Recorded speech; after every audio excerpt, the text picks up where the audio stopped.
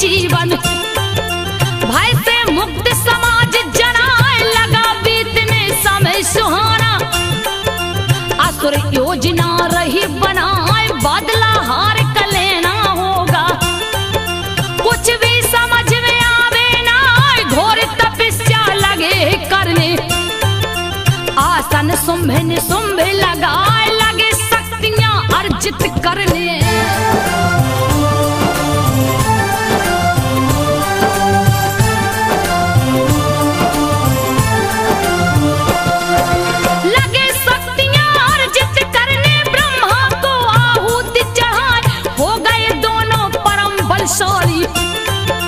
बिगुल युद्ध का दिए बजाए लड़ने को तैयार हो जाओ। सुनो इंद्र तुम ध्यान लगाए नहीं बचेंगे देवता कायर। चाहे जितना करो पाए किए चढ़ाई स्वर्ग लोक पे। भारी सेना संग लिवा एक से बढ़कर एक सूरमा। राक्षस दल में रह चिल्लाए लगी खबर है स्वर्ग लोक में।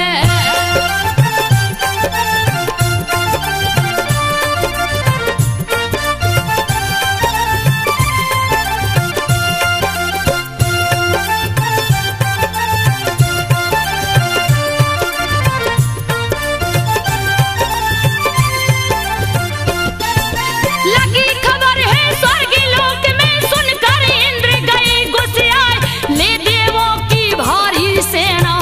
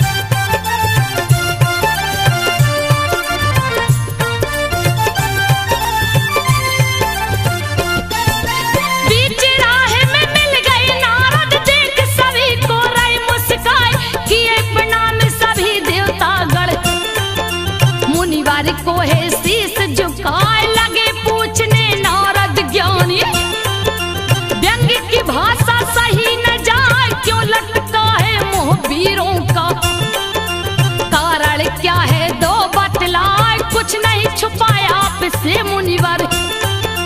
कहने लगे इंद्र समझाए नमक जले पर हे मुनि ज्ञानी बिना वजह क्यों रहे लगाए क्रोध न करिए नारद बोले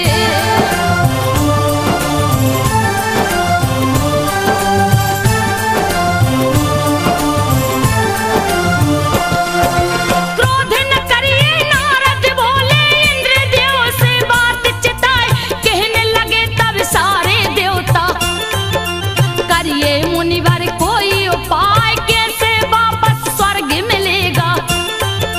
रास्ता दीजिए हमें सुझाव ब्रह्म ऋषि नारद जी बोले देवताओं से धीर धराए एक ही शक्ति बची है जग में देगी वापस स्वर्ग दिलाए हाथ जोड़े सब देवता बोले जल्दी मुनिवर दो बतलाए जगत की माता जगदम्बे माँ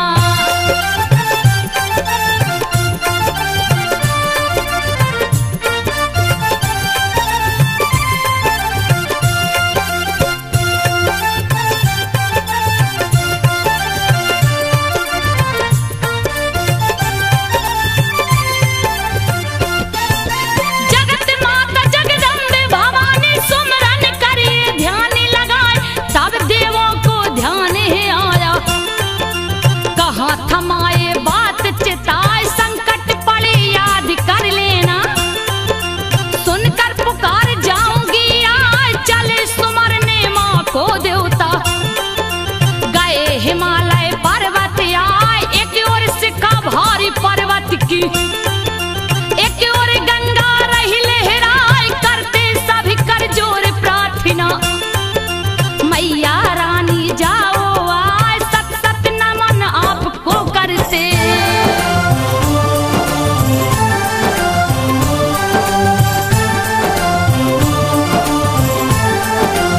सत सत नमन आपको करते हम देवता गले शीश झुकाए भागीरथी के पावन जल में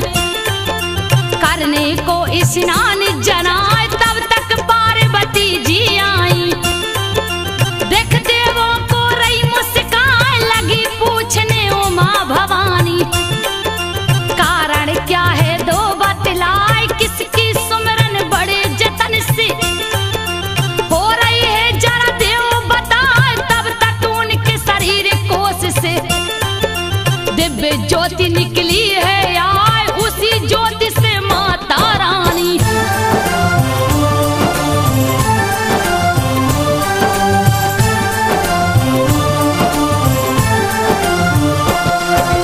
तब तक उनके शरीर कोश से दिव्य ज्योति निकली है आए उसी ज्योति से माता रानी प्रकट हो रही मन मुस्काए काली हो गई पार्वती जी रूप सुहाना रही सुहाए दो दो रूप माता रानी का देख देख नहीं जिया घाय पार्वती जी से मैया जी कहने लगी कथा समझाए सुम्भिन सुम्भ पापी दानव दिए युद्ध में इन्हें हराए राजपाट सब छीन लिए हैं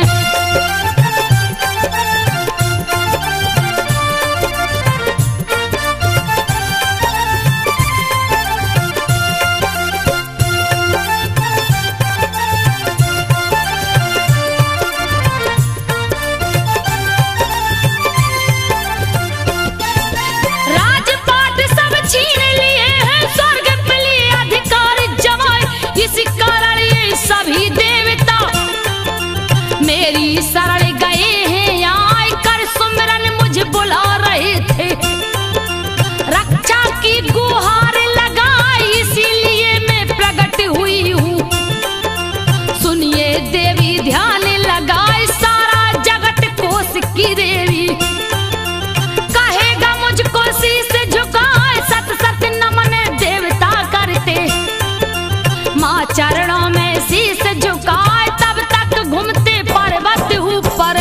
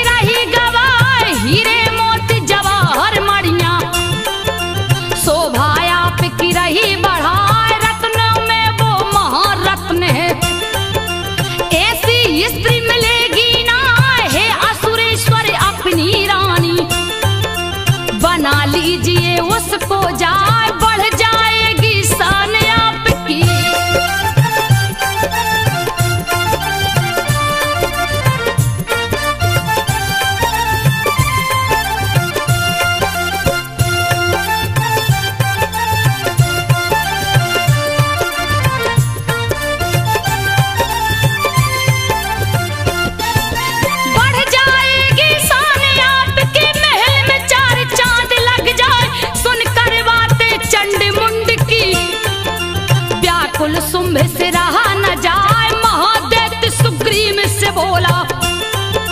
सुनो बात को ध्यान लगा, जाओ दूत मेरा तुम बनकर उस देवी को लाओ बुलाए। ऐसी युक्ति वहां लगाना,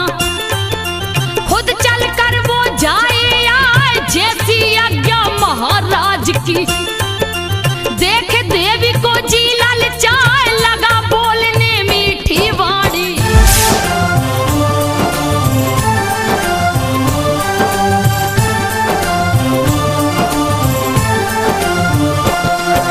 लगा बोलने मीठी वाणी, वह देवी को शीश झुकाए। राजाओं के जो राजा हैं, जिनसे तीनों लोक थर्राए, शुंभ जिनका नाम है देवी। सुनो बात को ध्यान लगा, दूत उन्हीं का मैं हूँ आया। सुनो संदेशा ध्यान लगा, सुन माता की बात निशाचर। कहने लगा बात समझा, तुम्हें नहीं मालूम है देवी, वरना बातें करती ना तीनों लोक के जो परमेश्वर है।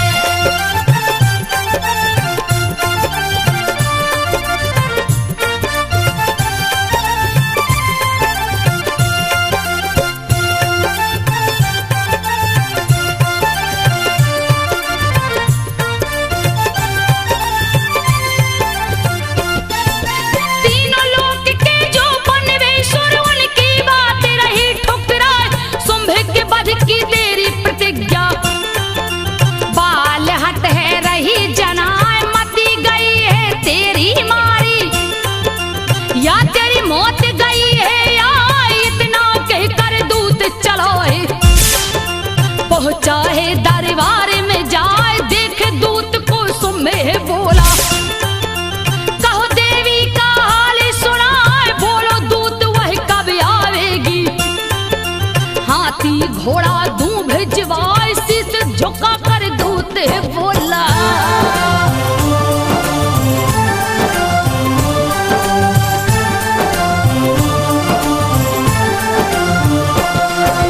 शीश झुका कर दूत बोला, सुनिए राजन ध्यान लगाए। सारी बात विस्तार से उस दम कहने लगा दूत समझाए। शपथ ली है वो आपके वध की, सुनकर देते गया ऋषियाय। धरती कपगी अंबर कपगी, रहा ठहाका शुंभ लगा। कुपित हुआ असुरों का राजा, सेनापति को लिया बुलाए। कहा धूम्रलोचन तुम जाओ, अपनी सेना साथ लिवाए। कैसे पकड़ कर उस दुष्टा को,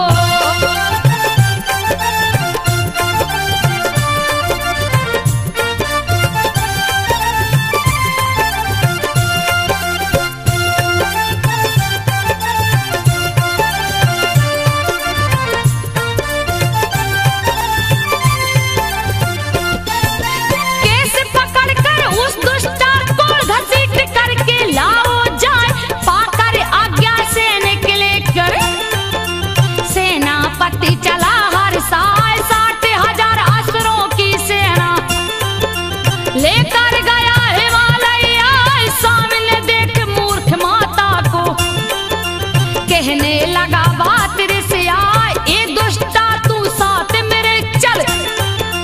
शुंभ ने शुंभ रही बुलाए। वरना तेरा केस पकड़ कर घसीट कर दूंगा पहुंचाए। तब मैया मुस्का कर बोली,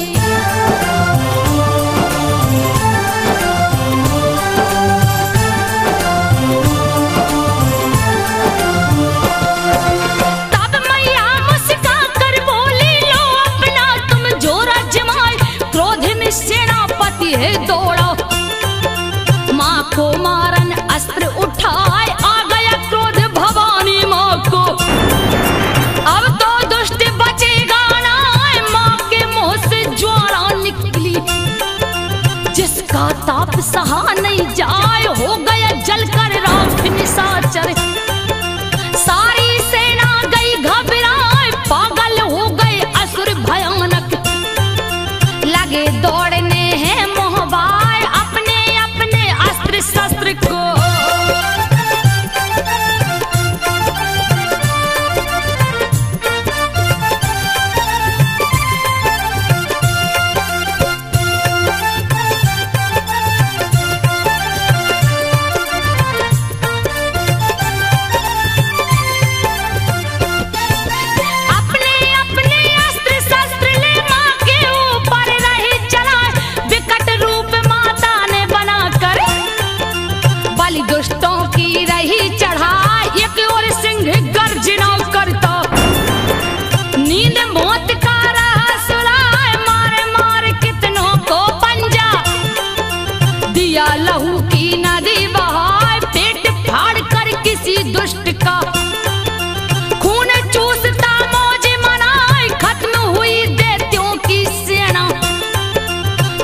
पर सुम्भ गया घबराए, क्रोध के मारे हो गया पागल।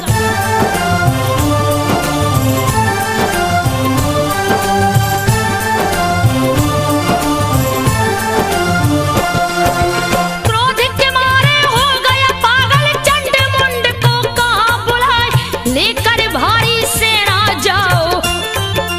रण में दो उत्पात मचाए, किसी भी कीमत पर दुष्टा को लाकर सामने देव दिखाए, अगर नहीं संभव हो लाना हत्या कर देना तुम जाए, पाकर आज्ञा देते राज की। भारी सेना चली सजाए, पहुंच गई सब पर्वत ऊपर, राक्षस जोर जोर चिल्लाए, बैठी देवी सिंह के ऊपर।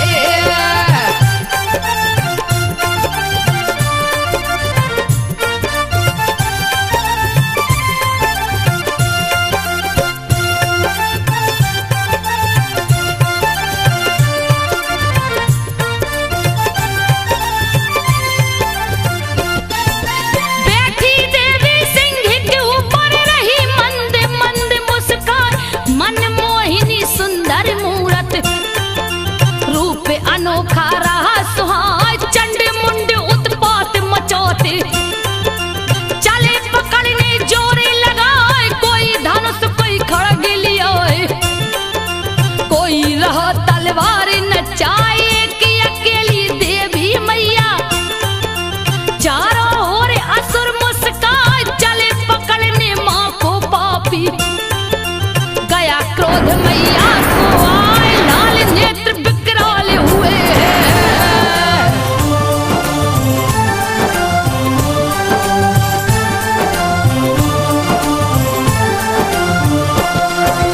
लाल नेत्र विकराल हुए हैं, विकट रूप है रहा दिखाए, काली कपाली प्रकट हुई है,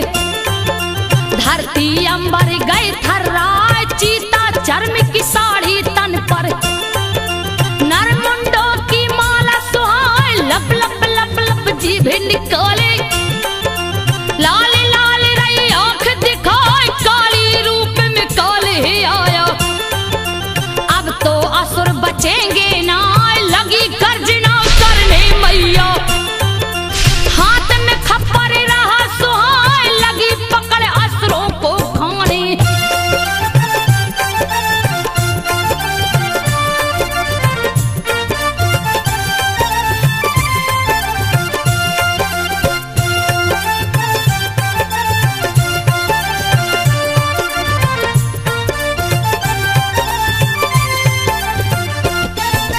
लगी पकड़ असुरों को खाने, बध करती माँ खड़ग चलाए, पीने लगी लहू असुरों का,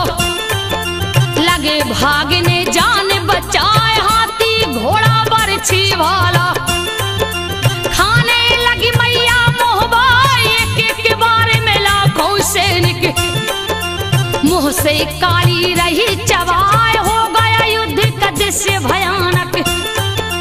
देखत जी बहुत ही घबराए, सारा तीरथ सैनिक माँ खाती,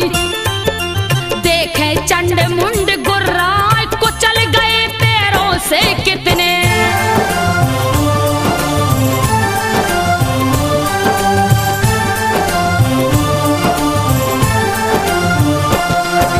कुचल गए पैरों से कितने, बहुतों का दी गला दबाए, बाल पकड़ कर घुमा घुमा कर, फेंकी गिरे कोसों दूर जाए, धरती अंबर सागर नदिया, सब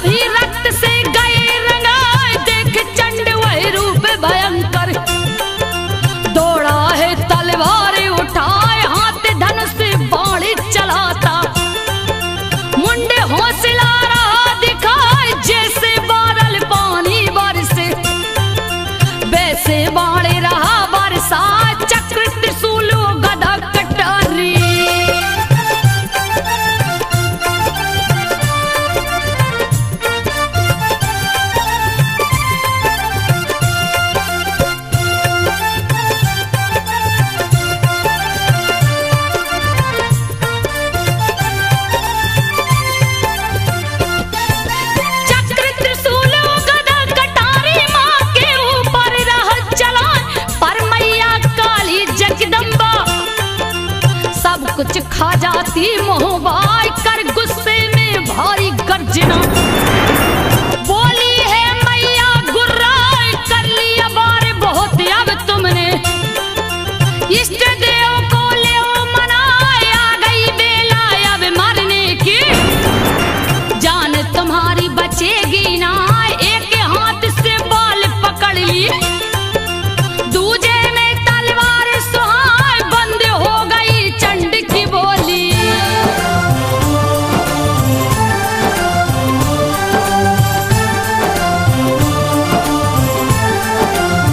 बंद हो गई चंड की बोली हाथ पांव खूब रहा हिलाए फिर मां ने तलवार चलाया धड़ से गर्दन गे अलगाए चंड मरा देख मुंडे दौड़ा ले हाथों में अस्त्र उठाए करता वार मैया के ऊपर पापी दानव खूब गुर्राए देख के उसकी हरकत मां को भारी क्रोध गया है आए मैया ने तलवार उठाकर दुष्ट के ऊपर दिया चला एक ही वार से गर्दन उसकी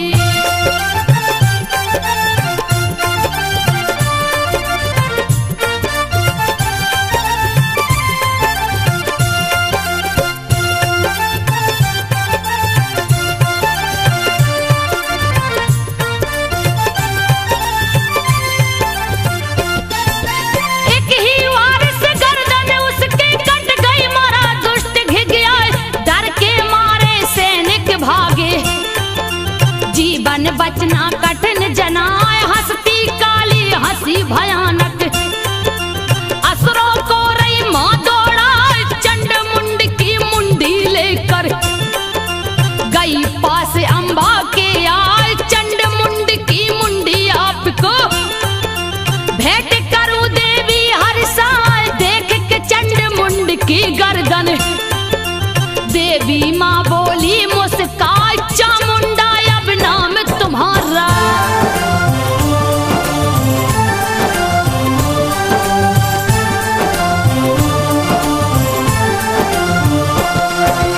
चामुंडा अब नाम तुम्हारा देवी काली गया रखा तब बोली मां काली हंसकर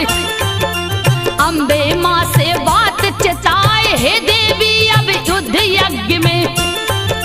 शुंभ निशुंभ को मारो जाए लगी खबर है देते शुंभ को सुनकर खबर गया बोराए क्रोध से पागल वह लड़ने को सैनिक भारी रहा जुटाए मरेगी अब वो मेरे हाथों से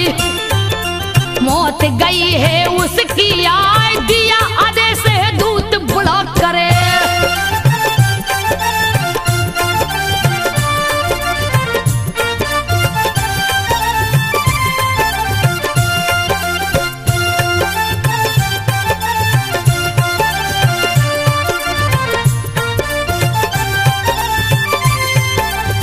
दिया आदेश है दूत बुलाकर भारी सेना ले उस सजाए सारे असुर महावीरों को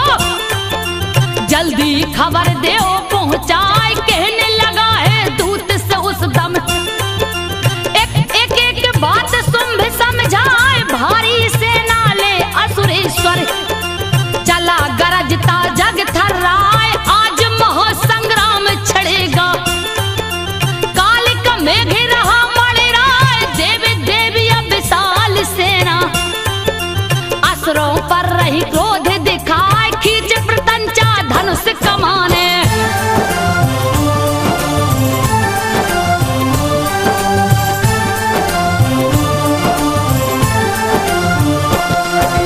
खींच प्रतंचा धनुष कमाने धरती अंबर दिया गुंजाए हो गया उग्र रूप काली का लगी गरजने है गुर्राए चारों ओर असुरों की सेना खड़ी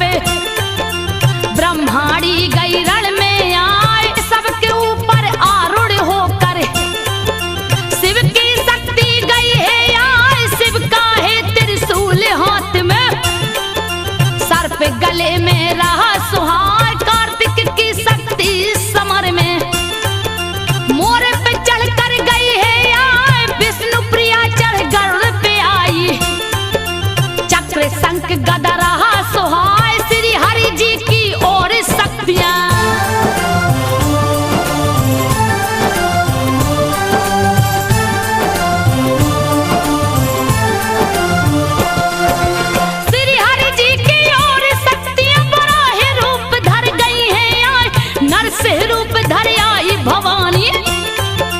भारी गर्जना रही सुनाई, इंद्र की शक्ति वज्र हाथ ली, ऐरावत चढ़ गई है आए, देख समय शिव शंकर बोले, सुनो चंडिका ध्यान लगाए, सुन करके शिव निर्मल वाणी, क्रोध गया असुरों को आए, कात्यायनी की ओर चले हैं, युद्ध बिना कुछ नहीं सुहाए, असुरों की वह भारी सेना,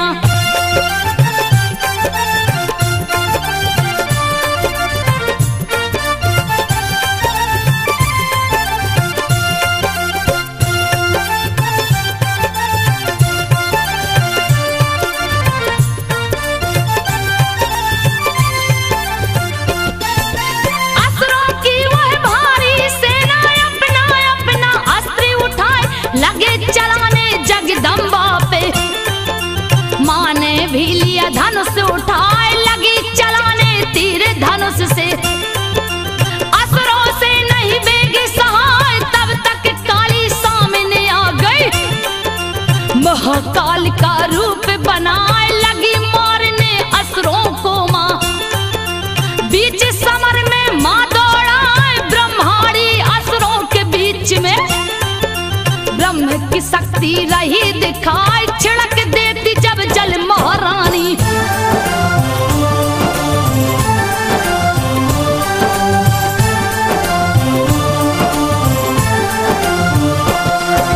छिड़क देती जब जल महारानी, शक्तिहीन असुर होई जाए, महेश्वरी ले शूल हाथ में, असुरों को है रही चुभाए, बेसड़वी ले चक्र सुदर्शन, रही कहर रण में बरपाए, कार्तिक के शक्ति ले, दैत्यों की चटनी रही बनाए, वज्र हाथ ले इंद्र की शक्ति, असुरों पर रही वज्र गिराए, हो गया खून से लाल धरातल, खून की नदी रही लहराए, बराह रूप में बराह शक्ति,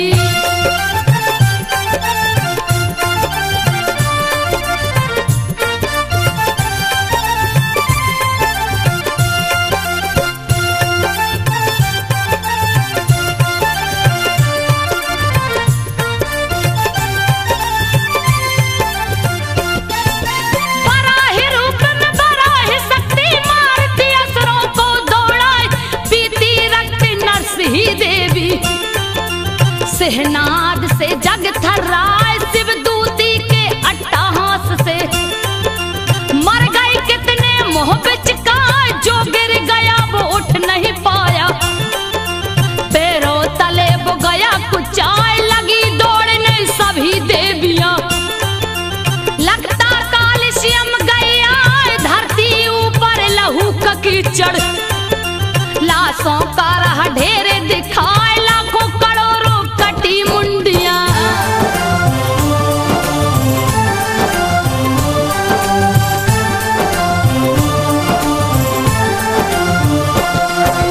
लाखों करोड़ों कटी मुंडियां, रणभूमि में रही दिखाए, देखो जिधर लाशों का मेला,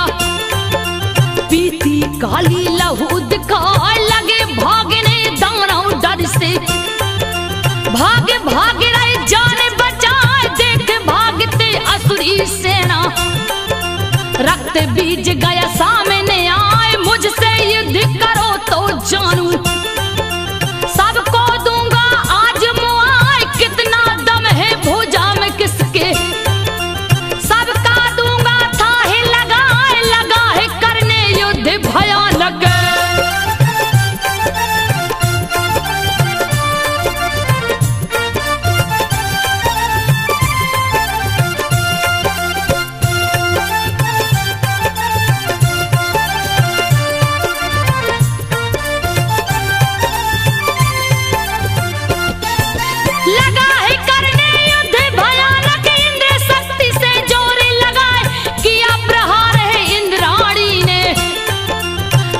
बीज पर वज्र चलाए, रक्त बीज हुआ वज्र से घायल,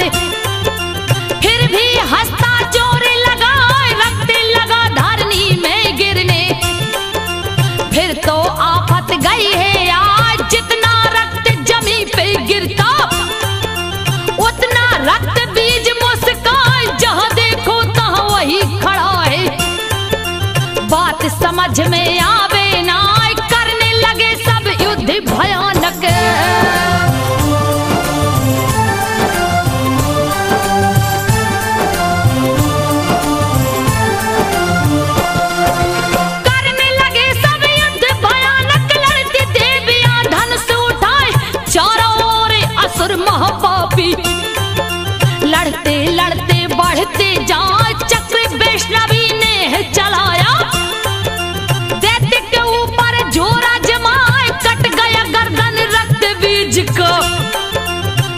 गिरने लगा लहू लहराए, ब्रज चला इंद्राणी ने तो घायल रक्त बीज गुर्राए, पैदा हो गए लाखों दानव, परम वीर बल नहीं समाए, हंसते राक्षस हंसी भयानक है।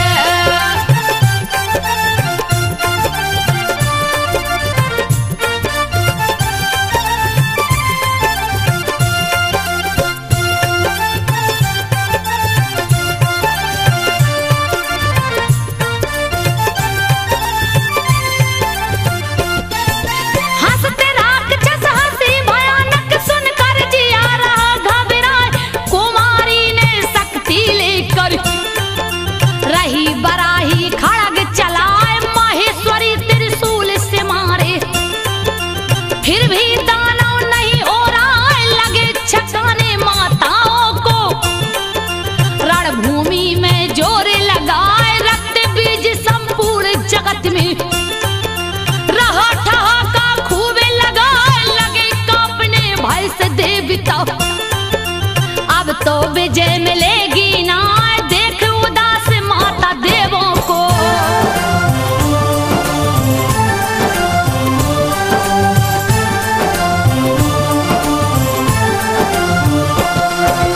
देख उदास माता देवों को, कहीं काली को पास बुलाए, लेकर सूल चली जगदम्बा,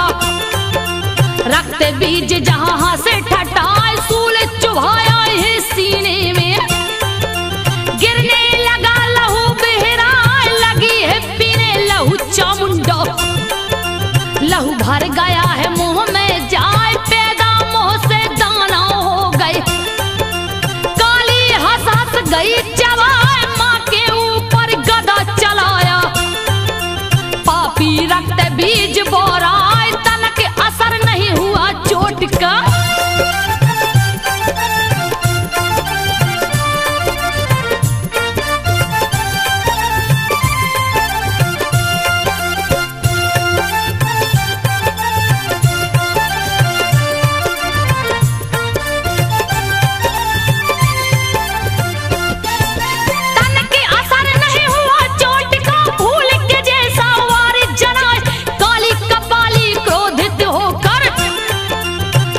बीज पोली दौड़ाए, पी गई सारा लहू पकड़ कर, रक्त बीज है गया सुखाए, फिर जगदम्बा गदाले दौड़ी, रक्त बीज रहा घबराए, करती वार पे वार भवानी, फिर भी रक्त बीज खुर्राए, जगदम्बा ने गदा खड़क से करने लगी वार, दौड़ाए जान नहीं अब बच पाएगी,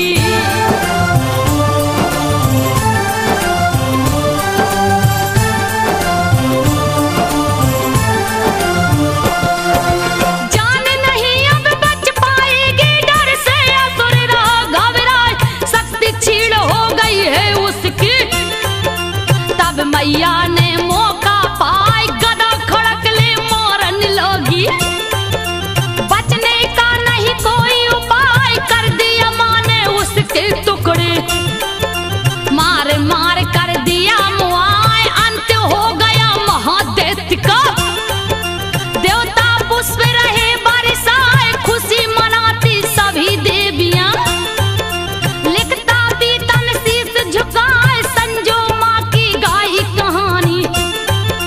भक्तों सुन लो ध्यान